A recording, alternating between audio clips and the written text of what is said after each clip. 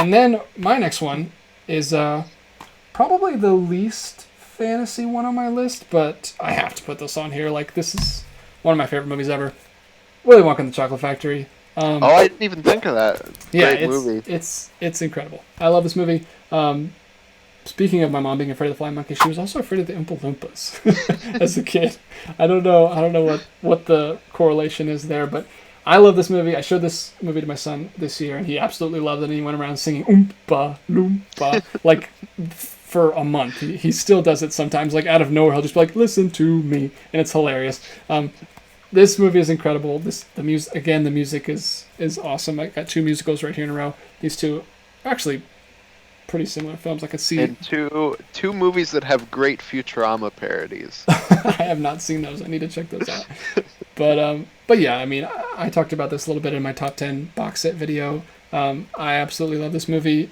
Gene Wilder gives the best performance ever, and that's the main thing that's wrong in the remake is like, what are you doing, Johnny Depp? Like, why was that your choice to be a creepy pedo? Like, I don't know what that was supposed to be, but yeah, I don't actually hate the remake as much as most people do. I grew up with it. That was one of the movies that my younger brothers had on like repeat like a million times, so I just kind of got inundated with it. So I don't have the hate for it, but this one's obviously way better. The music in this is so good. Like there's usually like one big song in a musical or a couple. Like this has Candyman, this has Golden Ticket, this has Pure Imagination. Like the songs are all great. Like it's such a good soundtrack, and I don't know. It's just a movie to get lost in, especially when you're a kid. Like I'm definitely gonna have my kid grow up with this one. But that is my number 5. Yeah, Look at that. Willy Wonka's another movie like The Princess Bride for me, where like my siblings and dad would watch it quite a bit, and Why are I you? completely You're the missed out on that. outcast. I was only there when they watched the remake, so I didn't see it until after high school. But that is a great movie. Yeah, it's really cool. That's one that I kind of grew up with. Like I saw it a few times, but I've just loved it every time I've seen it since. And I really have. Like one of my good friends that you know, Captain Logan, also has a love for this movie, and we talk about it all the time. We've been threatening to do a commentary on it like for years and years, and hopefully that finally happens someday. But that's just a movie that I like more and more each time I see it. But yeah, what's your number 4? My number 4 is King Kong, Yeah. specifically the original King Kong. Although I do like the Peter Jackson one a lot, but the Peter Jackson movie is basically just a love letter to the original movie. Mm-hmm. So yeah, the original King Kong. Yeah, that's one where like, in that same film class, we learned about obviously all the incredible uh, stop motion special effects they did for that, but I still hadn't actually seen the whole thing until last year.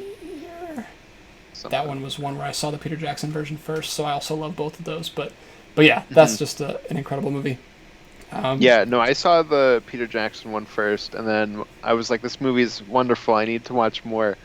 And my mom came home one day, like parents do sometimes, and she was like, I got Austin, I don't know if you knew this, but there's a sequel to that movie that we just saw in the theater like a week ago, and it's already out. what? King Kong 2, King Kong Lives, Oh no! which is a sequel to the 70s movie. Yeah, But, that's insane. and I watched that, and I was like, this movie sucks. Yeah, and I have that with the '70s one. But I don't know if that was just me coming off the high of watching the 2005 one and then not setting my sights back on the seven. I don't know. I prefer the because I prefer the CG is basically like the furthest extent of stop motion, pretty much. Like you're taking a model and you're moving it around in a computer just the same way you would with stop motion. So I like that look. I can't get into even though I know they did use some giant props in the original and some scenes, like the scene where he reaches through the building and stuff like that. So, and the scene like over the wall, but for the most part, it's stop motion. So that's what I prefer. So like when they use like a dude in a suit the whole time for the '70s one, like I couldn't get into it. Like I really didn't like that one. But I know you like that one more than I do. Oh, I've never seen the 70s Oh, one. okay. That's the only one I've never seen. But it's interesting because the original Godzilla, which I didn't include because I was like, that's more Yeah, sci-fi, I agree with that. probably. Um, but you know, that movie, they couldn't afford to do stop motion, so they had to do like a guy in a suit. Mm-hmm. So it's interesting that King Kong reverts back, where they do a guy in the suit later. Yeah. Even though they probably had 10 times more money than that first Godzilla Yeah, I movie don't know what did. the reasoning. I guess they just thought it would look better, or maybe they just wanted to go for that kind of Japanese kaiju movie look. I don't know. I haven't looked into that movie, but I just remember Yeah. I didn't like it the first time I saw it. Hmm. But that could change. I don't know. I really like. Then we may talk about King Kong a little bit later, so I'll just stop there. But I'll go ahead and jump into my number five. My number five or four? My number 4, I think. four. Yes. All right, my number four is Hellboy 2.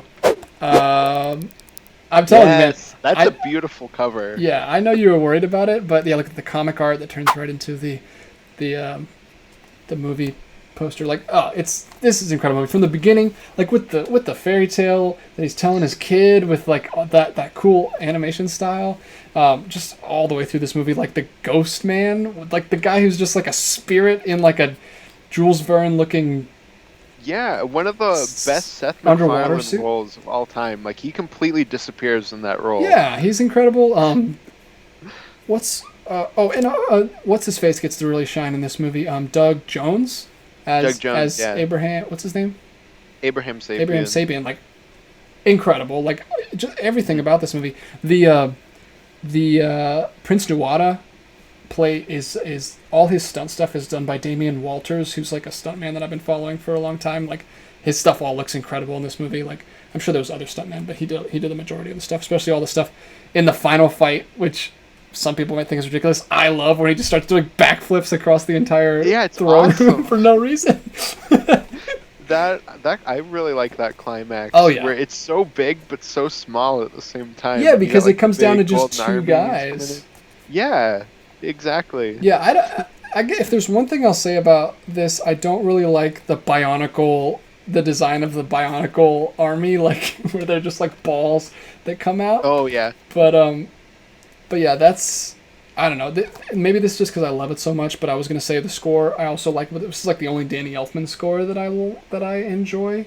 I still don't love Why Danny didn't you Elfman realize stuff. Elfman did that movie? Yeah, he did it, which I don't usually like his stuff.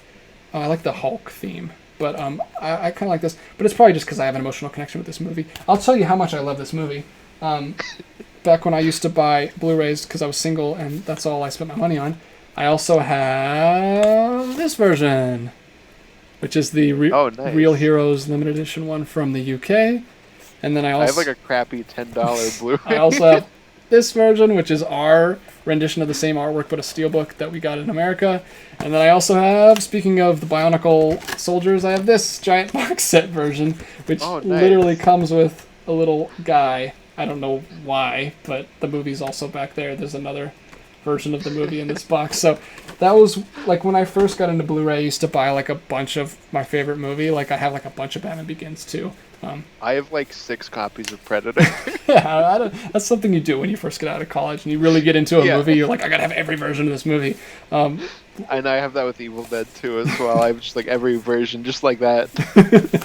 But no, I love this movie. This is one of my favorite superhero movies, if you can call it that. Like, I classify it more as fantasy, but if you think of it as a superhero movie, like, I absolutely It's like love this superhero movie. fantasy, Yeah. yeah. Which we don't get, which is what Thor should be, but it's not. It's Absolutely. which is what Namor should be if we ever get a Namor movie and they can make that cool. But yeah, look at that troll, man. That troll. I forgot about the giant troll fight with the big fists. Yeah, with this like robotic arm thing, which is very, very Hellboy. Yeah. Like that's a big thing you see a lot in. I think if I remember correctly, early on in the comics, there's like a giant gorilla that has that like robot arm thing. Oh, cool. Yeah, this movie's just like tailor made for me. Like, it's got it's the revisionist fairy tale stuff. It's got straight up fantasy elements with like a giant like beanstalk monster. It's got martial arts everywhere, which of course I'm gonna be a sucker for. It's got comedy. It's got singing, drunk people singing. Like, it's everything. And I, more than any other franchise, I want this to get a third movie. It's probably way too late at this point, but like, I wish they would have just let. I know these aren't like huge. These didn't do huge numbers. Yeah, well, I think the issue with Hellboy 2, because I think the first one did really well. The second one, I think, released around when The Dark Knight did. Like, I feel Yeah, like 2008. it kind of came out in like a rough spot. Yeah, that's unfortunate. Sometimes that happens Mhm. when things get big. I wish fantasy had got big instead, of course, but I mean superheroes have been taken over ever since. But yeah, like I think he's always said that what he wants to do, what he needs to do for a third one, he can just never get the budget for, because Yeah, like there's that little preview in this one of what's coming in the third one. It's going to be like that big apocalyptic movie, and like I don't think he'll ever get the budget for that. And now that we've already had yeah. like a remake, I doubt we'll ever see any. Yeah, which is just a Del Toro curse, I guess, because he's also had that with is it In the Mouth of Madness? He's been trying to get that made for like a decade, and they were like, it's too expensive. And then I think finally Warner Brothers were like, okay, we'll finally do it. Oh wait, no, Prometheus just came out, and that's too close to what you're doing. No, Oh, canceled. poor Del Toro, man. The dude has proved himself, like we've said, like over and over. Like he's on my list twice, and if I included Shape of Water, he probably would have been on 3 times. Like he makes Mhm. incredible movies, and he just can't get any love, man. Um, Yeah, no, the weakest he's ever done is like it was a Pacific Rim, which is just a movie that's like pretty solid, but if anybody else made it, would probably suck. Yeah, like the only reason it's good at all is because of Del Toro. Like you saw the sequel Yeah, without him, um, but that's just like his most studio movie. Like yeah, it's exactly. mainstream. Like that's not the movie he would have made if he could have done anything he wanted to. He also did, which I haven't seen, but I kind of want to. Crimson Peak. I don't know if you've seen that. No, I've always wanted to, but I've never seen Yeah, it. that's not really loved by a lot of people, but I hear some people that like it, and I kind of want to check it out. So that So that's the one with Hiddleston, right? yes. Yeah, And it's got the actress. Is it the actress from Alice in Wonderland? I think so. Yeah, Yeah. So I like her a lot. But yeah. yeah, because his like Blade 2 is the best out of that trilogy, like by far. Oh yeah. I mean, he just comes in And and does studio movies yeah, better than anyone else. So like, just let the yeah. man do what he needs to do.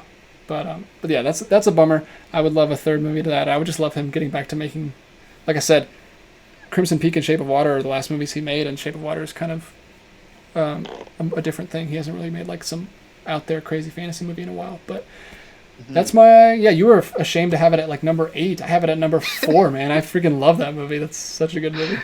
Well, because I feel like I'm like, oh, I like Hellboy 2 more than the first one, and people go, oh, boo! Like, how do you like that movie Wow, more? really? I've had the exact opposite. Like everyone I've talked to likes 2 better. Okay, well, I'm glad I'm Even not the Guillermo only del one. Toro, like on the commentary, like back when I used to listen to commentaries, I Yeah. listened to commentary for this one, and he talks about his 3 favorite movies he's made up to this point are The Devil's Backbone, Pan's Labyrinth, and Hellboy 2. So this is like one of his favorite things he's ever made, and I really want to see his. So his 2 movies before Pan's Labyrinth are The Devil's Backbone and Kronos, and Criterion also has those 2, which is where I got my Pan's Labyrinth from. So I really want to check those out. That's now that I've checked out Pan's Labyrinth and I've seen most of his movies, I kind of want to just keep going and see the rest of those. There's this Criterion set that's out of print that's like Kronos. It's like this box set that folds out with Kronos and Pan's Labyrinth and The Devil's Backbone, and I want it so bad, but it's like $200. Just That sounds it's awesome, yeah. it's out of print and insanely hard to find. I'm not gonna be able to get that, but it's really cool. But yeah, Oh, I nice. think that's I don't know, maybe not. But that's the end of Guillermo del Toro on my list. So I'm glad we talked about him for a good long while. Uh, Yeah. all right, so are we top 3 now? Yeah, I am on my third All one, right. which is where I get to do the, oh, you thought your one thing on your honorable mention was like rough, which is Pirates of the Okay, no, Caribbean, hey, Curse of the Black we need to Pearl. stop doubting ourselves, man, because like we both, this is what nerds do. Like we feel so bad about things that we like, but we should just embrace it because I'm so glad you like. Is it the same one? Which one is it? I put Curse of the Black Pearl, but I like all of those movies. Yeah, yeah, Like I recognize like the dropping scale. Like at a certain point, it's guilty pleasure before anything else. yeah, But the first one's amazing. I think the Gore Verbinski films in general are just like a big step up. yeah, And yeah, yeah. they're just so weird No, and yeah. like For a long time, I loved the trilogy. Like my wife. Here's a little thing. My wife absolutely loves Curse of the Black Pearl. Like that's one of her favorite movies ever. She did like an entire weekend with her friend one time where they just like watched it on loop like for 2 days. Like they just kept watching it. She absolutely loves that movie, so she always gives me crap for liking the second one more. And I'll admit the first one is obviously a better story. The second one doesn't even have an ending. It just like says, and there's a third one. So like, but Yeah, and then the third one doesn't even really connect. Like, they're made back to back, but they filmed 2 before they had a full script for 3. So you get to 3, and it's like, oh, here's all the stuff we didn't introduce in 2. yeah, like 3. And I used to love 3. Like the ending climactic battle of 3 is amazing. like one of the best things ever. Like in the whirlpool, like on the ship, like. I'll still defend that. I used to really, really love 3. My last viewing, we did, my wife and I did the full trilogy, and watching them like back to back, like 3 kind of, it used to be like, for me, it used to be like 2, 3, 1, like for some reason, but like watching them back to back, I was like, oh yeah, 3 is kind of really weird and all over the place and really longer than it needs to be, but But yeah, I used to love the whole trilogy. You definitely tell they're trying too much to be like the Lord of the Rings, like big epic, while they should just be like adventure movies. Yeah, they should be more like the Clash of the Titans, Jason the Argonauts type thing, just like with pirates. Like, but yeah. I mean, they did a good like. It's definitely the best version of like let's make a ride into a movie. I haven't seen Jungle Cruise. I don't know. It could be incredible, but I'm guessing it's not.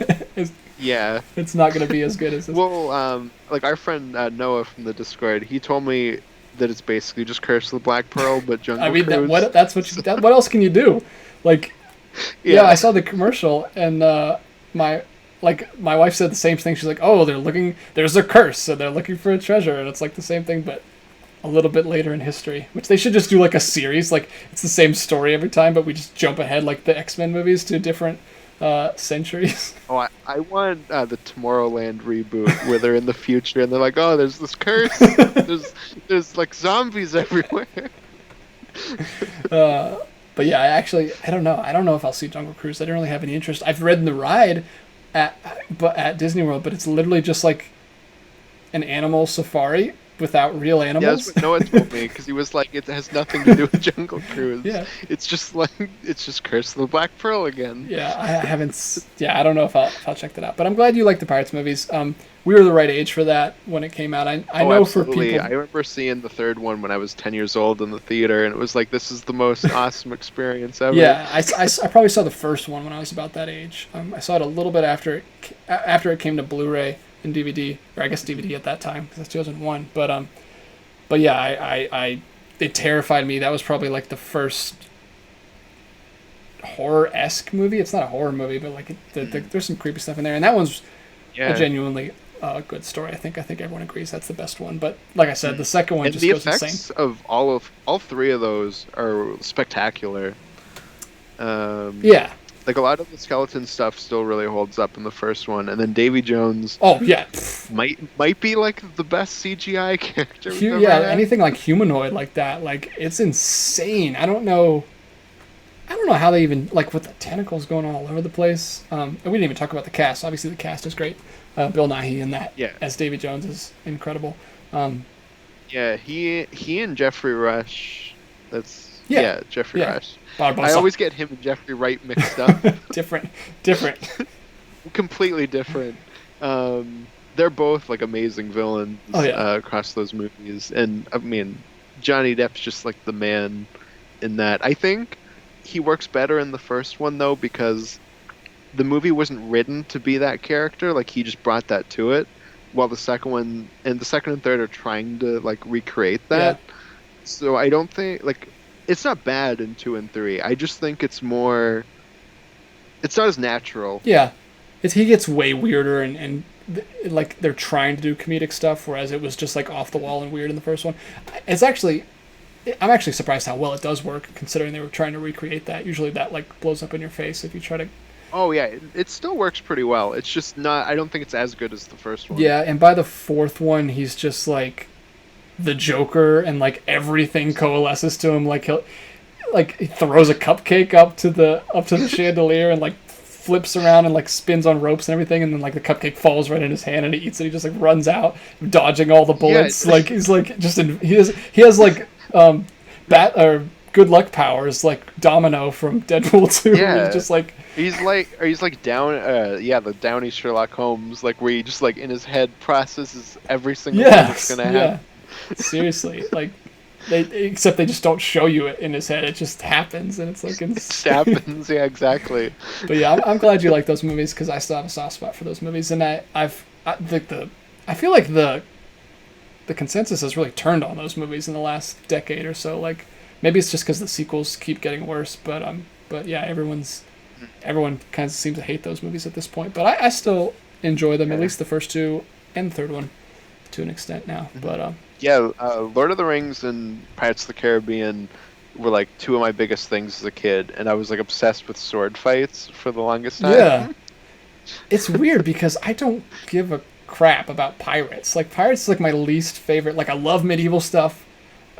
Am Mhm. all about anything. I don't care about pirates. Those movies, I think for a lot of people, made me even think about pirates for the first time. Like I can't really Mm. think of other. I mean, Peter Pan I love, and there's pirates in that, I guess. But Yeah, like as a kid, I had like this kind of fantasy novel thing or like series I was working on when I was like 8, and it was probably super trash.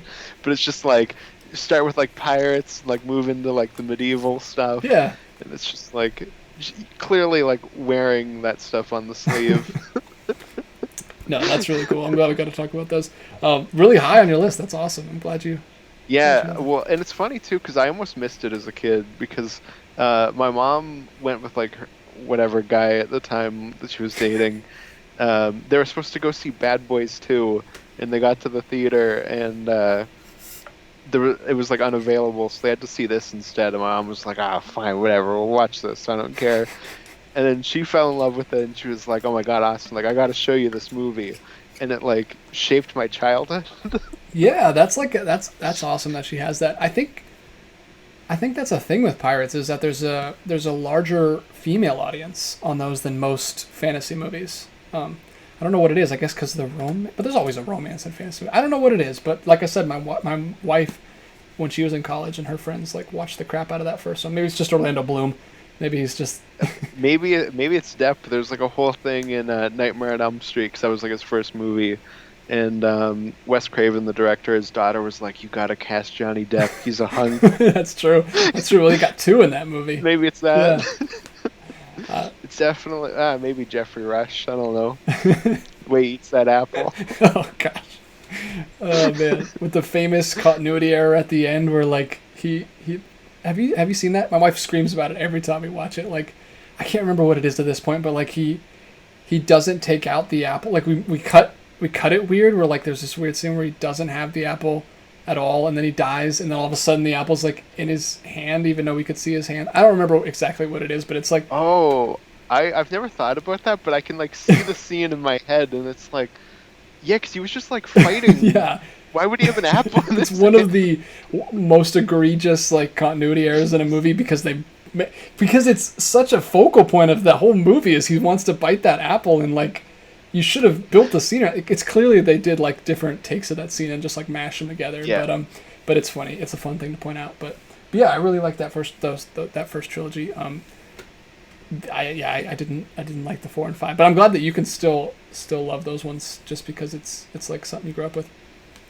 Yeah, But yeah, like I like 4 well enough. It's got I think some like fun adventure stuff. Like I remember like in the yeah, mermaid see, I need to scene. go back to 4 because that's like the closest to what like these are fantasy, but they're weird stuff that you've never heard of. Like all the fantasy in 2 with like a giant like it's not like traditional fantasy, and the third one actually has like traditional. Fourth one actually has traditional fantasy stuff like mermaids and like Mm. Blackbeard, who's like a he's like a mythical creature at this point because he's like such Yeah, a and he's got like classic like voodoo zombies and stuff. yeah. Like it's weird. I need Yeah, to I need to check out 4 again. Maybe I was just it was like when I was getting out of high school and like you're all like oh yeah, I'm better than these movies now and I just need to go back and get off my high horse and check it out again. But I mean, yeah, it'll be interesting to see what you think if you watch it again. It definitely like drops down a peg for losing Gore Verbinski. Like he very much those were his movies, those first 3,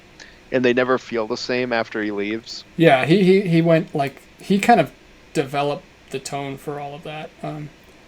and it's kind of weird to pass the torch like that. Yeah, and they're not as dark. Like those first three movies are really dark in places. Oh, literally and metaphorically. Like Yeah. they're literally like the scene where they go visit the like the witch. Well, I don't remember what her name is cuz Oh, Tia Dalma. yeah, like you can't see anything in that scene. It's just like pitch black. But I almost called Gore Verbinski of Three Ninjas fame, but I'm confusing him with John Turteltaub right now. Oh. But he also did The Ring, which is a movie that I like quite a lot, the American remake. John Turteltaub did the National Treasure movies and Three Ninjas. That's why I was thinking of that, because I actually really liked it. I think a lot of people don't like the National Treasure movies, but I like those movies a lot. But they're not fantasy, so we don't talk about them here. But yeah, I just rewatched the first one the other day, and I was like, oh, this is actually pretty good. I mean, it's Nick Cage doing American Indiana Jones. It's great. But yeah, so we're on number 3. Let me go ahead and grab my number 3. Big surprise. You'll never guess this one. Dun, dun, dun. It's King Kong. Oh. And I did put both of them on here because, like I said, I saw this one first, which is weird to see a love letter to a movie that you haven't seen yet, but I didn't know that at the time. I was like 11 or whatever. And exactly. They're both amazing. Like, I don't get the people that like poo-poo on this one for... I actually don't get what people are talking about at all with this. Like, people complain that it's too long and that like nothing's going on, or people complain that it's... I don't know. Like, this movie is incredible to me. Like, it's everything that this movie is, but just in a different era. Like I said, the effects are just... They're all taken from this. Like, have you seen the behind the scenes where, like, when he was making this, they went and like recreated... They recreated a lost scene. Yeah, they recreated an entire scene with doing the stop motion. Why? I don't know. For no reason. Just because he's like... Peter Jackson's like a perfectionist, and he had to relearn an entire art form just to do it again. Like, Peter Jackson's insane. I love this movie. Jack Black's incredible in this. The only, like, completely different, obviously, than anything he's ever done. But I know it's so weird, but he's really good in it. It's so weird seeing him as this kind of like desperate, like, I don't even know, like this weird, like, doesn't care about anyone character. It's like the complete opposite of what everything I know about Jack Black, who is just doing like crazy TikTok Marvel videos now. Just incredible in its own right. But yeah, I absolutely love this movie. I think people complain about the Stampede scene really not holding up, and that's because the way Jackson shot that, he I don't know, he did that a little bit in some of his other movies where he especially in Hobbit, where he likes the plane to change and like the actors to actually move in front and behind stuff, and it kind of doesn't work. But I don't care. He's got some weird green screen stuff just throughout his film career, but the rest, it's like maybe one scene doesn't hold up super well, but everything else is fantastic. Everything with Kong looks incredible. Like the scene, which isn't... Andy Serkis is amazing. And that's the one thing I'll hold this one up over this, is like the scene... Obviously you love Kong in this too. Like he has his little moments of like when he's playing with like the dinosaur jaw after he like ripped it, and he's like just a playful little monkey. But this one you really, really get like the emotions of Kong. Like that scene... I sometimes just go back and watch that scene where they like first meet, and she's like dancing for him and stuff, and he's just like hitting her and like laughing. Like that is absolutely what my son does. Like my daughter now, who's like 1 year old, she'll like slap me in the face and she'll go ah! And she'll just like laugh. Like the way Andy Serkis captures like an infant, like childlike wonder in a giant, huge silverback gorilla is just incredible. Like I watch that scene a lot. Yeah. The only thing that irks me about that scene is they do like CG juggling. Like she has like a bunch of rocks and she's clearly just doing this, and they're adding like really bad looking rocks. I'm like, if you can't either teach her to juggle or don't do a juggling, because that's just weird.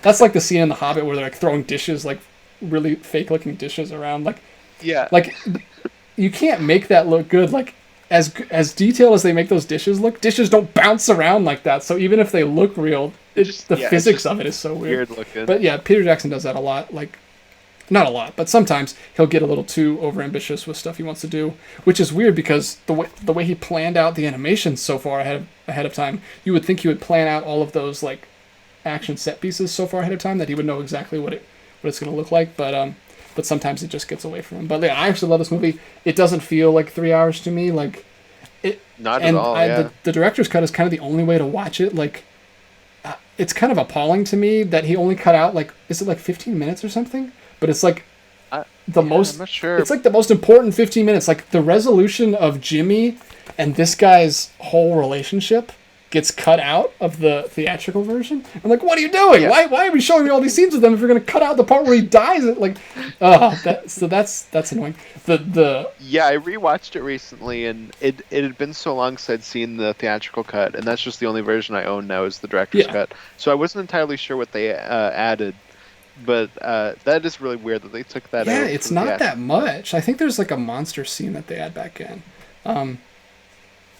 There's one thing that I'll talk about this one for a little bit. The really cool scene in this where he fights like the sea monster in the cave is awesome, and they switch it out for like a bat fight in this, and it's terrible. I don't know, that's like my least favorite part of this movie is where he's just like fighting a swarm of bats or like these giant bats. I'm like, that's my least favorite part. Why would you take one of the coolest scenes out and make it a bat fight? Like, especially when you're being so faithful with everything else. Like, I don't understand that. Like, but yeah, like the sea monster scene in this one is crazy. The bug scene in this one is horrifying. That's where Peter Jackson gets more into is like Andy Serkis, where it's like eating his head, his arms.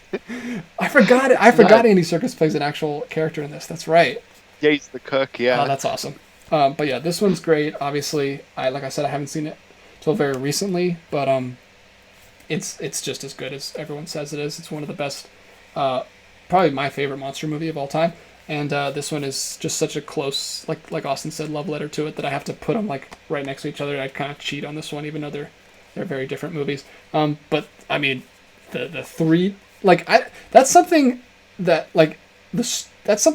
just hearing it, like you would think the studio mandated, like he doesn't fight one T-Rex, he fights 3 T-Rexes, but it's an amazing scene and I don't even care. Like, it's so cool. Like, they just keep coming, and that scene where they're like swinging on the vines and like, it's so cool. Oh yeah, that entire action scene is just spectacular. Absolutely. And because recently I watched the original movie one night, and the next night I watched the Peter Jackson. I've never done that. That's cool. And it was awesome, especially because I hadn't seen either in a few years, and that was like the moment where I was like, oh my god, like this really is like an emotional story. Like I really feel like, sad at the end of both of these movies. Yeah, like it's ridiculous how they make you feel for like a little toy and a CG model. Like Andy Serkis is incredible. This is his beginning of doing ape films, which he probably will never stop doing at this point. He's just the best ape actor of all time. But this is... Yeah, there was a time where I used to say Andy Serkis was my favorite actor. I did too. Just like a long time. I don't know. All of us subversive teenage guys who are into geeky stuff are like, Andy Serkis is the best actor, even though he doesn't even have to show his face. But no, I used to say that too. I mean, he's Gollum, he's King Kong, he's incredible. But I will say real quick, you said you saw the sequel, King Kong Lives, to the 70s one. Have you ever seen the sequel to this one? Son of Kong? No. Oh, it's so disappointing. It's bad, right? It starts out really good because it starts with the same guy. The same guy is in it from this one. Durant? What's his name? Dunham. Dunham. He's like he's like completely out of money because he had to like pay for all, like he's like on the run because all of the people are coming after him for all the destruction that he has to pay for, and insurance companies and everything. So like it starts with a really cool like premise, but then he just goes to some island and meets this woman who's like singing, and then she has like a long musical number, and then like they just go back to the island and find like a little white King Kong that's only like 12 feet tall, and the stop motion is a huge step down because it comes out like the same year as this. Like they really rushed it out. It's right after. Yeah. It's not great. I watched it this year for the first time, but it is in that Blu-ray set that comes with them and 2 other stop-motion movies, or not 2 other like sci-fi classic movies that I'm gonna get. So I'll own Son of Kong. I don't know if I'll watch it again. I might show it to my son, but it's not great. I will recommend though, the same director who did this is the director of Mighty Joe Young. Have you seen that? the original? No, I've heard it's a really good kind of spiritual successor to King Kong. It absolutely is. Like it's like he just really loved this story and wanted to do it again. Like it's just like a smaller gorilla. He's not as Hmm. crazy, but like he goes to the city like earlier on, and so you get like most of the movie is that story, like him running around. It's a really really good movie. I saw that for the first time recently too, and highly recommend that. I could have put that on this list too. That is also in the set with Son of Kong and them. Mighty Joe Young is in that, and then another fourth movie. But yeah, definitely check out Mighty Joe Young if you haven't, because you'll definitely love it. It's Yeah. basically King Kong again, like by the same director and the same actor, like the same lead actor. They just it's really good. But the stop motion in that is even better because they've had time to perfect it. And Oh, there's a nice. scene in that where he fights. Mighty Joe Young fights a bunch of or Joe fights a bunch of cowboys on horses. And the way they integrate it is crazy. Like he's throwing horses around, like knocking people off, and it's like so well integrated. Obviously, this is like 33, so they were just like, this is groundbreaking. But they like really perfected in that movie. And it's also a smaller gorilla, so I guess it's probably easier to do that kind of stuff. But it's really cool. Hmm. I recommend it. You should check it out. Nice. That is one good thing about the Peter Jackson one is it finally broke the two Kong film thing that like happened for a while. Like you got King Kong, Son of Kong, the '70s movie King Kong Lives, like Godzilla versus Kong, King Kong escapes, and the Peter Jackson one was finally like, no, that's it. No, We're not doing like a crappy sequel to this movie. no, that's really cool. I never thought about that, but yeah, that's a good thing. I can't imagine what a 2008 era sequel to this King Kong would be. It would have been like a Mick G movie, and it would have just been terrible. But anyway, we're right down to the wire. Only two left. What's number two? Yep. So my two is a trilogy, but I'll go like specific which one I think is the best. But it's the Indiana Jones trilogy, another big one for me when I was a kid. Which is like going forward a bit because it's the 40s and kind of like fantasy stuff. Yeah, Like I don't know why adventure. I didn't even think of that for this list. Obviously that's fantasy stuff. At least in the Hmm. first three, they try to make it Yeah. sci-fi in the last one, but no, yeah, that's great. I mean, I that's another set of movies that I didn't grow up with. I didn't see them until I was an adult, so I don't have like the huge love for those movies. And I don't have the huge hate for the fourth one either because that was like the first one I saw. It's just like in Yeah. 2007 or whenever it came out, I was like, oh, what's this movie? Let me just watch it because I had no affinity for the originals. But I've gone back and I can see. I actually don't really like the second one that much, which you can probably guess by my sensibilities. I'm sure I'd like it better Yeah. now, but when I saw it, I was like a lot younger and I was really turned off by that kind of stuff. But I think I would probably like it better now. But no, talk about. So did you grow up with those movies? Yeah. So I remember I was in the theater. I can't remember what we were seeing. I was with my mom, and a trailer comes on for Kingdom of the Crystal Skull, and my mom goes, "Oh my God, they're making a new Indiana Jones movie. I need to show you these." Your mom sounds like the Like we go coolest mom home. ever, by the way. So like we go home and she showed me that trilogy and it blew my mind. I was like 10 years old, I think. And there was just several years where I was obsessed with Indiana Jones. I used to write my own Indiana Jones comics and Yeah, stuff. that's awesome. I didn't have a fedora, I had a cowboy hat, but I did have a whip, um, which I can't find now. I swear it's at my mom's cottage, but she says it's Ah, not. that's a bummer. Yeah, but I was just obsessed with Indiana Jones. That's really cool. And my favorite is the second one, Of course is it is. Temple of Doom. Yeah, That's one. well, That's either someone's favorite or least favorite. Like that's a very yeah, polarizing movie. yeah, and it's funny because I didn't know that until high school because my mom was like, Temple of Doom's the best one, like by far. And then I went to my dad's house and I was like, I finally watched these movies, and he was like, Temple of Doom, that's the best one. Wow, so you just lucked out. Yeah, I think. Yeah, so I was like, oh, like everybody thinks this is the best one until high school when it was like, it's the worst one. Yeah, I think I like three the best. Like I've only seen them one time, so after that one Yeah. viewing, I think I like three the best, and then one, and then two. But I mean, three and one are like neck and neck. But Hmm. He's probably technically the best one, but I don't know. I get a lot of enjoyment out of Temple of Doom. yeah, what's a very different. It's a very different thing. Hmm. Yeah, I think they definitely needed that for like the middle movie because There is some formula to 1 and 3. Oh, Like absolutely. there is, I mean, yeah, if and especially Crystal Skull. yeah, if 3 were made today, I think it would kind of get lambasted because it's like, oh, we're doing Nazis again. We're doing a Christian iconography thing again. Like, it's very similar to 1. It's like, it's Yeah. got some sequelitis things, but I don't know. I think that's like the best story out of all of them. I really like that one. But And Sean Connery's great. yeah, Yeah. of course. So I need to go back to visit those. That's like one of those things. Like when you're a parent, you have these things where it's like, there's two things you want to show your kid. You want to show him the things that you grew up loving, and then you want to show him the things that you didn't see growing up, because that's like the closest you can get to experiencing that for the first time, is experiencing it through your kid's eyes. So like, I want to raise him on those movies and see what it's like to grow up with those movies, because I hadn't seen. I think my parents were like, those are violent. You're not watching those. Like, I didn't even know about them. I don't know. That's just something I was never introduced to. Yeah, yeah, exactly. I can definitely understand because they are like pretty gritty. The first 3 being like being more trepidatious Yeah, to but show like, it to a younger yeah, kid. but that's so annoying because that's like my favorite thing. Like, have you seen the Librarian movies? No, I don't know if I know what The that is. Librarian is basically low budget like TV movie Indiana Jones. Like, he's like, he works for a place that is guarding like specifically mythical artifacts, and he's like going to find them. So it's not like he's just a normal archaeologist like Indiana Jones.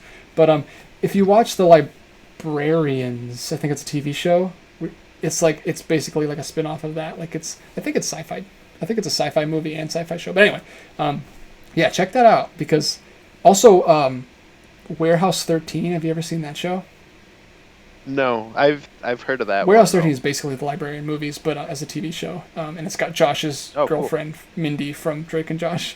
That's one of the main people. This is the only thing I know her from. And it's got Jimmy Olsen, like from season 3 on. It has Jimmy Olsen from Smallville in that show. But it's basically the same thing. They work for this company that guards mythical items in like a giant factory, and they have to go find them. In every episode, they find a different one. But yeah, watch the Librarian movies. That would be. Oh, we should watch. It's a trilogy. We should totally do that for like a Discord watch party at some point, because I'm sure they're That'd be terrible. awesome. But like, when I was a kid, that's what I wanted. Like, I didn't know it was Yeah. discount Indiana Jones. I didn't even know what Indiana Jones was. Like, I just found those at like a Blockbuster one time in like the older DVD section. So, yeah, you should look those up because they're goofy and super Definitely, yeah. super cheesy and low budget. But shout out in the comments, all my Librarian fans. Let me know if you're out there. But yeah, that's awesome. I'll go ahead and give my number 2. You're a much more probably off the wall choice than your number 2. I don't know if anybody remembers this movie, but I absolutely adore this movie. It's the 2003 Peter Pan. Oh, I remember seeing that as a kid. Yeah. It is incredible. It is one of the, I think it's the most faithful adaptation of a kid's book, or maybe just a book. Like, I really love the book, and this like takes all of the dialogue like straight off the page, and somehow Yeah. they delivered in like a convincing way that's not like super dated. Like, I don't know, like this kid, both these kids are incredible as Peter and Wendy. Like, they're awesome. Who is that? Jason Isaacs as Hook? I think that's his name. Maybe? I think so. He's incredible. He's my favorite Hook. I know everyone loves Hook from Hook, Dustin Hoffman, but this is my favorite Hook.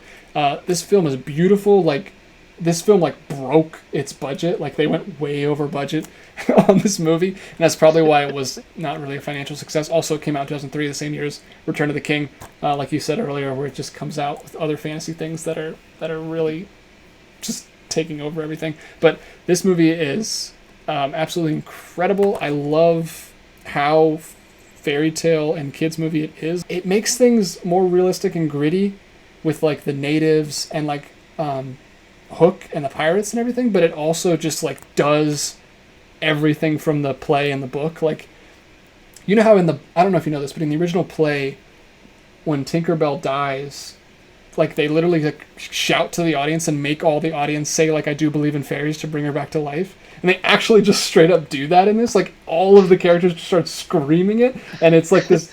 I can't. It's like this really weird scene where it just starts going through every character of the movie, and they're just like taken over by like this mad. I don't know. This movie if anything, turns me back into like a little kid again when I watch this movie. Like I almost like start weeping at the end of this movie. Like it's, I don't know, it's a beautiful movie.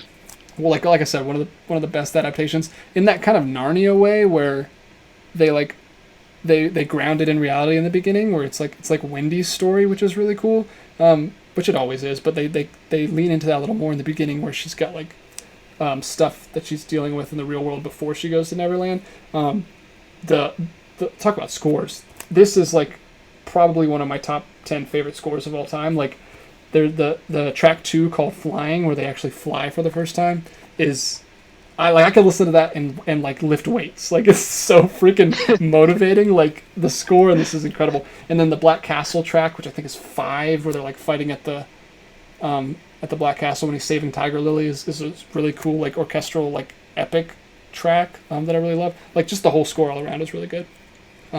The romance, even though they're like 11, is like really convincing. Like I said, those 2 actors are really good. I don't know why I love this movie so much. Maybe I'm just crazy. If anyone has seen this movie and loves this movie, let me know in the comments, because I would love to talk about anyone with this movie, or just tell me if I'm absolutely crazy and this movie sucks. I don't know, but this movie, like we're not picking like what we think are objectively the best movies. We're thinking about like what is and I do think this is actually a genuinely good movie, but whatever we have like the most emotional connection to, and this, it's crazy that it ended up this high on my list, but I couldn't. Every time I tried to like move things around, I was like, no, that's the best. I love that movie so much. So yeah, just like the best. Like buy this movie for your kids. Obviously buy the Disney one too for when they're younger, but when they get a little bit older, give them this movie because it's incredible. And I will say real quick, a movie that came out last year, Wendy. Have you heard of Wendy? No, I didn't know there was a new Peter Pan movie. I assumed that one with Hugh Jackman was the last one. We don't talk about Pan. That is horrendous. And that's how I know I'm not just being like a Peter Pan fanboy. You don't like it when they all sing "Smells Like Oh Teen my gosh, Spirit." what were they thinking with that movie? But yeah, so Wendy is this. It's still fantasy, so I'm going to talk about it here. But it's from the director of Beasts of the Southern Wild. Which is that movie that got a lot of Oscars for that performance of that little like 8-year-old girl, and she's also in Wendy. But it's this crazy like it's like in the real world, in like this little southern town. It's like a reimagining of Peter Pan basically, and I don't. It's really hard to explain. I kind of just want you to go watch it, but like I don't know, because I thought when I first started watching, I was like, oh, this is gonna be like a completely realistic version of Peter Pan, because Peter Pan's just like this little kid who like gets people to go with him on a train. So like these kids run away from home on a train and they just like taken out. But then like as the movie progresses and keeps going and going, it gets more and more fantastical, and like it gets pretty like bonkers insane by the end of it. But like it's the best. It sounds it's really the good, best yeah. like update of Peter Pan I've ever seen. Like I've mentioned a couple other ones, but like it's this one for me, and then that's like probably my second favorite. Like it's really good. I've only seen it the one time, but like it made me pretty much tear up, and it's a really good movie. So check out Wendy from 2020 if you missed it last year while you were not watching any movies, because nobody was. But I was really excited to finally get to that. That's a really good movie. But yeah, Peter Pan 2003 is my number 2. Yeah, I remember when that was out, like when I was a kid, because I used to watch that quite a bit, and now I don't remember anything about it. Yeah, But, I don't know why it's one. I remember it being really cool. Like, Yeah, I don't know why it's. I think I have like a vague memory of the ending, because he gets eaten by the crocodile, right? Captain Hug. Oh yeah. They definitely don't care about leaving it open for a sequel. He just gets like dropped right into it. I think I remember that bit. Yeah, I don't know why it's one that stuck with me. I think it's probably the music to some degree. Like music has a big emotional effect on me when I'm watching movies. Like my favorite scores are usually correlated to my favorite movies. Like there's very little like not crossover there. For sure. But yeah, that's one that's always stuck with me through even to now. So I can't wait to show. Yeah. And my one little brother was like obsessed with the Disney movie for the longest time, and he would go around saying he was the crocodile, and then he'd bite you.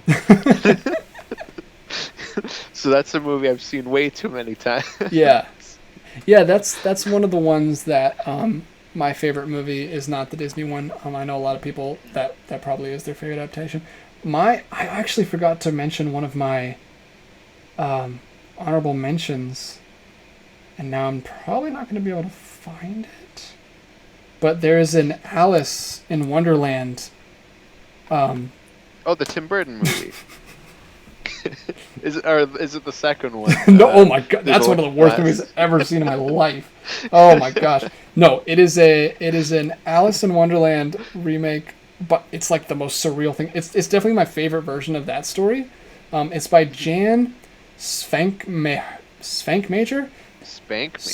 Svank I don't know about that. Svankmajer. I don't know how to speak German, but it is an absolutely like that's that one that I was posting those gifs of the rabbit. That he's like an incredible stuff. Oh yes, I remember He's that. like an Yeah. incredible. I'll show some images here in the video, but he's an incredible stop motion guy, and it is the most surreal, like insane, like it's like a Salvador Dali stop motion movie, like that.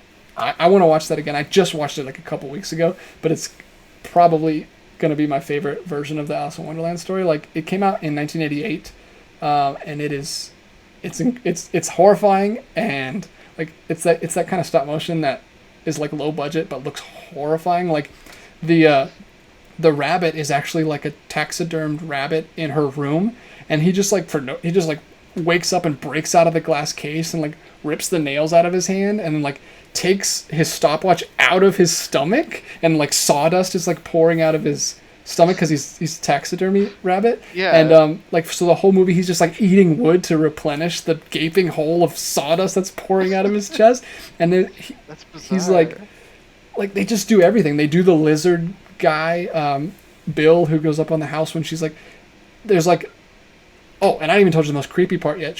When she shrinks down, you know, when she eats the cake to grow and then Yep. drinks the water to shrink, she turns into a stop motion doll when she goes small, which is horrifying. I'll show a picture of that. But like, if you can get your hands on this movie, do the free trial for Criterion Collection streaming service and check out Alice from 1988 because it's I gotta get it on Blu-ray. Like it's one of the most crazy experiences I've ever had. I don't know if it'll be for you. My wife did not like it at all, but me and my son watched the whole thing. No, that sounds awesome. Yeah, my son loved it. So that was one of my honorable mentions. I forgot to bring that up, but that's like my new favorite version of Alice in Wonderland. It's creepy and weird and very unique, and I love that one.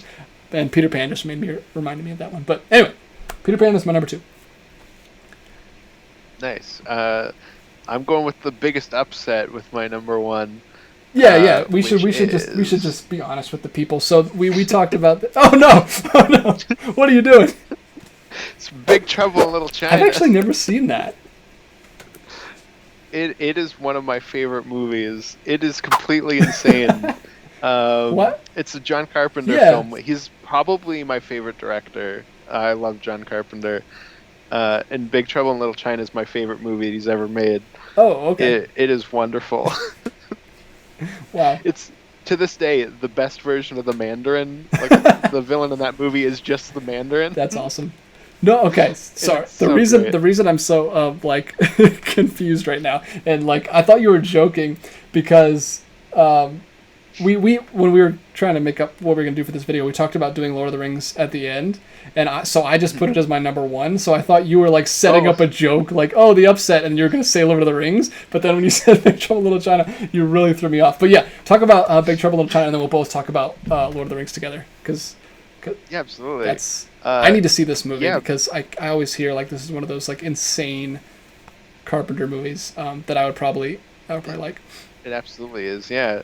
So it's got another big thing that it has that automatically pushes it up for me is Kurt Russell is the lead. Yeah. And he's awesome in that movie. And his character is the protagonist, but is almost like... It would be like if we did Pirates of the Caribbean, like Curse of the Black Pearl, and we only really focused on Jack Sparrow, like he's just the main character, and like the Orlando Bloom stuff is just kind of in the background. Like Kurt Russell's not the main character of the story, but he's the protagonist of the movie. Wow. That's And awesome. because like you have this character that wants to get his wife back, that gets kidnapped by this gang, and then you have that's like, because I know I'm not making it sound fantasy, but it's like this big like mystical Well, the gang. background behind you Um, is selling me fantasy for sure. oh, That's an awesome absolutely. poster. Like yeah, because the main villain, who's basically the Mandarin, he's got like three minions that are just Raiden from Mortal Kombat, like the guy that shoots lightning.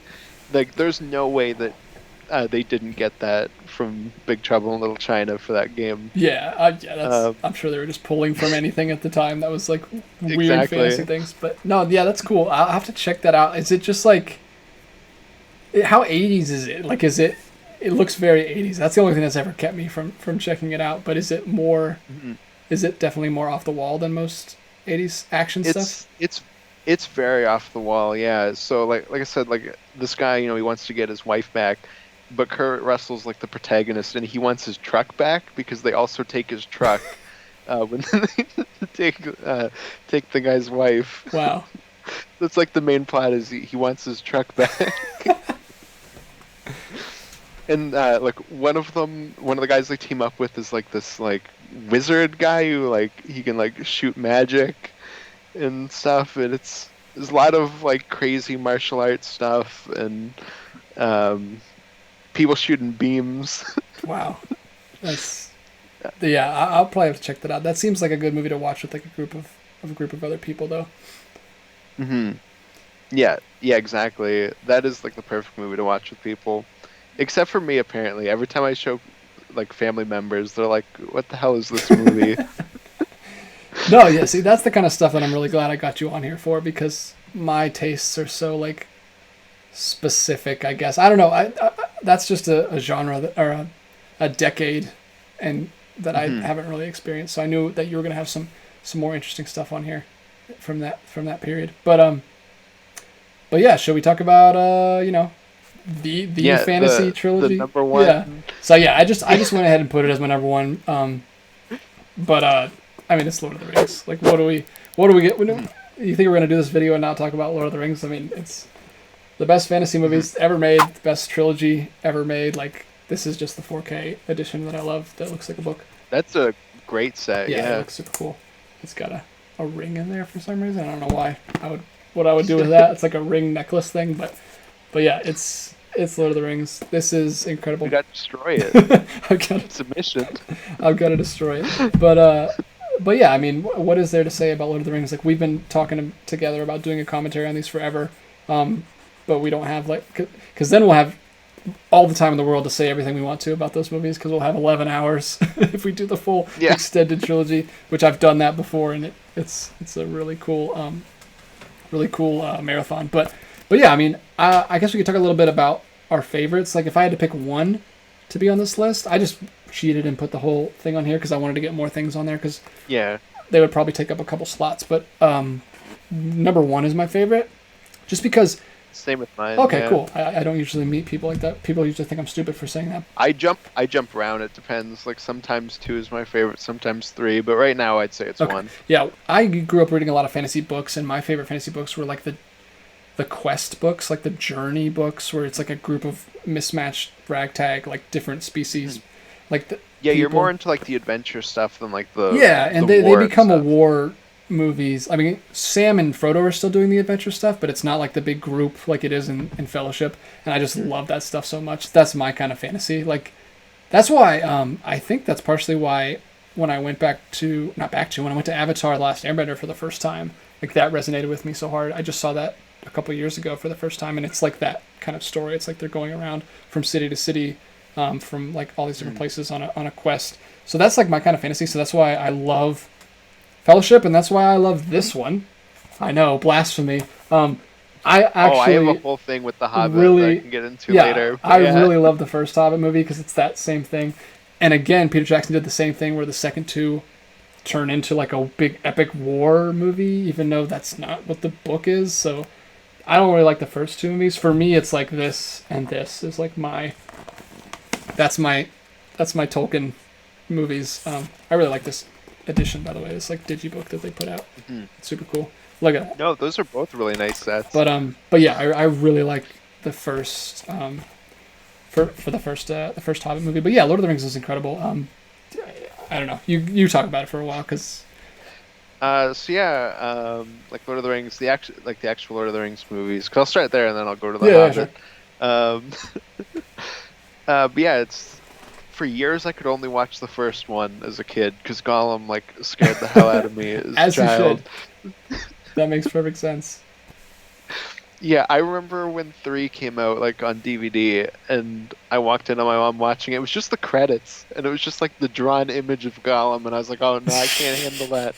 Oh man, did you not get into actual Smeagol like strangling the life out of the guy, which is like the most horrifying No, scene? I was lucky to miss that.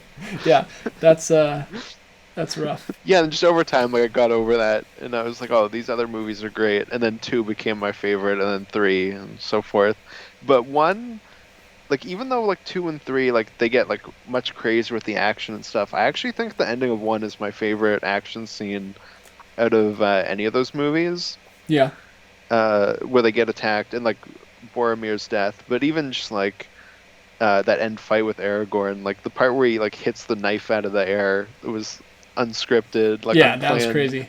It's awesome. Oh, and terrifying that he almost actually got hit with the knife with a piece of a sword. Like, but yeah, I love the first. I love everything about the first one. I think the first one's like a perfect. I don't even have anything I would change about the first one. The third one gets Hmm. a little weird for me. Like Tolkien starts adding in like goofy stuff that's not in the books, like with like Like our way yeah, like stuff, like he that stuff's brings that to weird. the forefront, and he has to do goofy things to make that work. Like he has to add, oh, the elves can send telepathic messages like thousands and thousands of miles. Like, whoa, what kind of elves? These are like some powerful elves. Why can't they just like Skype no? elves. Like when Elrond sends him that message, that's going a little too far, I think.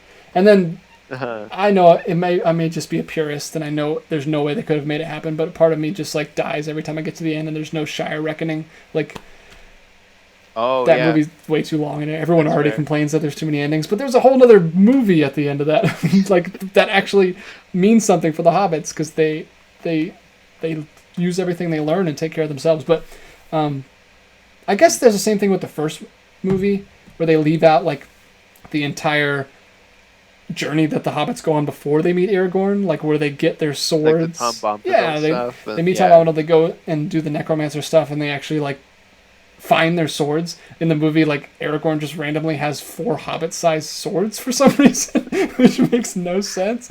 Um, but I mean, I still love it. It's still my favorite, and all 3 of them are great and would be on my list probably. But I just wanted to put them all here.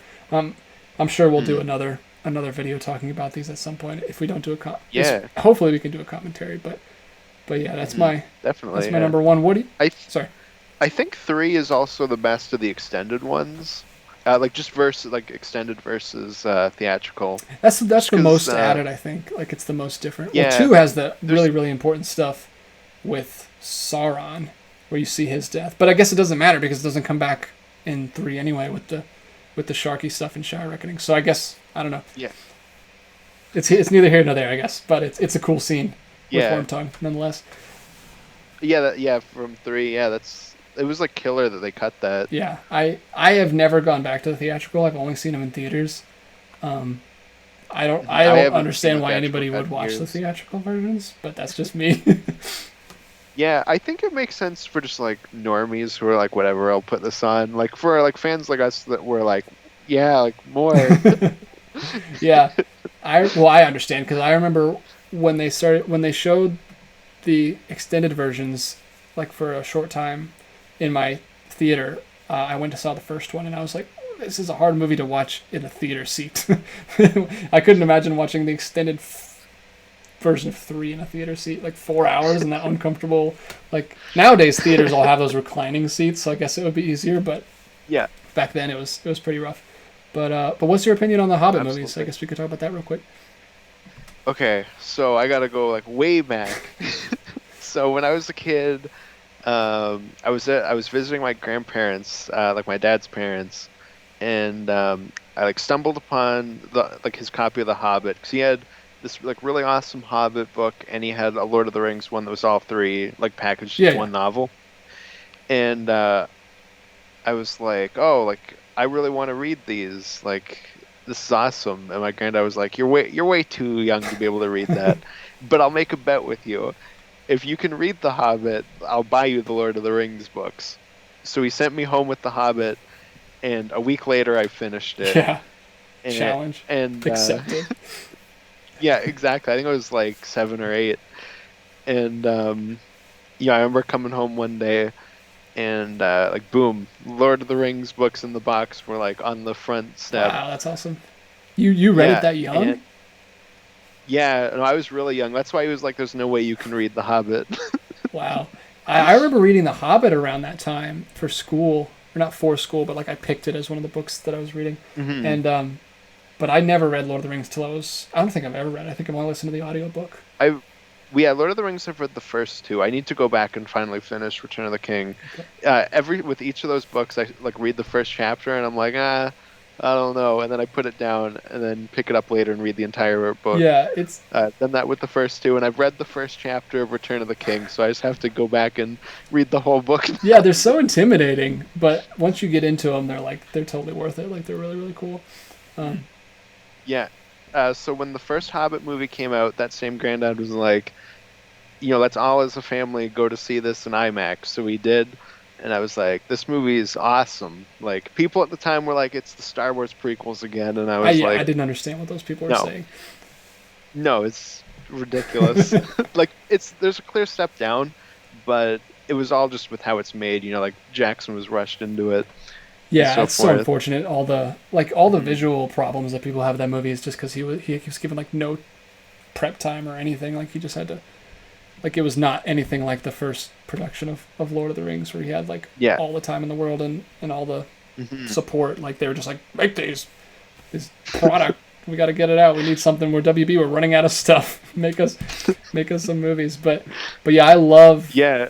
I love that first one a lot. We did a Discord watch party of it a few months ago, and it was the worst viewing I've ever had of that movie because Yeah. everyone was ragging on it. But like when I watch it by myself, I love that movie.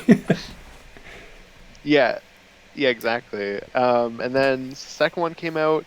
My granddad was like, "Let's all as a family go see this in IMAX." And another thing too is I've only seen 3 movies in IMAX: the first two Hobbits and Superman Returns. So like, Wow. So, it was a big thing at the time because there's no IMAX theater like near me. Like I gotta drive out of my way to go to it. okay. So we go to see that, and it was like, that was really cool too. Like I really liked that movie. And the third movie comes out, and my one like uncle or something, I think he was on vacation, and my granddad was like, "Let's all go to see this in IMAX, but we gotta like wait for your uncle to come back because like we don't want to watch it without him." And then like the days kept going by because he was gone for I think like 3 weeks, and I remember I was at my dad's house, and my granddad comes in, and he's like, I'm really sorry, guys, but I was worried that we were gonna miss it, so I ended up just going to see it. But here's like the money to go see it, and he paid for my dad to take us all. And that was the last time I actually saw him before he Oh my died. god, that's crazy. Wow. So it was just like it's a clear step down, but at the same time, I have such just like a personal attachment to the Hobbit movies Yeah. and like the Hobbit as a whole that it's like I can't bring myself to say they're bad. Yeah. No, I mean, Even though like even the third one is really not very good like at all, but I can still like watch it. I don't know. no, I mean, absolutely. If you have that amazing personal connection with your granddad over those movies, obviously you're gonna love those. I just, yeah, like I didn't. I don't know why. I love It's the just first it's one so much, but then I didn't. The second two really like got way away from what I liked about fantasy stuff for me. And that's also the first one. All the stuff they add in to fill it out is like more interesting to me because it's like the dwarf history and stuff like that. But then all the stuff they add in like the second two just kind of like pads it out and makes it boring for me with like the elf dwarf romance and like all the yeah, extra that's terrible. like extra scenes of Thorin just like not trusting anybody and Yeah. making the Arkenstone kind of like the ring again was kind of. But yeah, the first one this one has all the iconic scenes that I love from the book, and that I grew up with. You know, it has the troll scene, obviously. It has the stone giants. It has the Gollum scene, which is like the best thing ever. Just watching that finally play out on screen with Andy Serkis steals the whole movie. But like, yeah, I actually I love this one. But yeah, but we're talking about Lord of the Rings, which is the best trilogy of all time and the best fantasy movies. That's why it's at the top of both of our lists. So, do you have anything else to say about it for now, or should we go ahead and wrap it up? No, I think that's pretty good. Yeah. Okay. Well, thanks guys for tuning in to our ridiculously long. It's like the length of a Lord of the Rings movie. I did this was the extended I did not expect to talk this long, but we both love fantasy movies, so we had a lot to say apparently. But be sure to let us know in the comments what your favorite fantasy movies are and what you think about our picks. If you think they are crap, feel free to let us know. We'd love to hear it, and we'll argue with you in the comments. But no, hopefully you liked our picks. Exactly. And it's the battle of five commenter armies. Yeah, definitely tell us what your favorites are, because I'm always trying to find more stuff. So if you have any obscure stuff or stuff that we didn't mention, like, let us know, because both of us want to broaden our horizons, especially with fantasy, as much as you can. So exactly. So yeah, man, thanks for joining me. Thanks for having me. Feel free to come back on whenever you have something you want to talk about with me. I'm sure we'll have a little bit of crossover. Maybe we'll come back and do that animated one. Oh yeah, let me know in the comments if you're interested in doing a top 10 fantasy animated version, because we could talk about that for a long time too. But anyway, we'll end it here before I run out of space on my laptop, and I'll see you guys in the next video. Bye guys.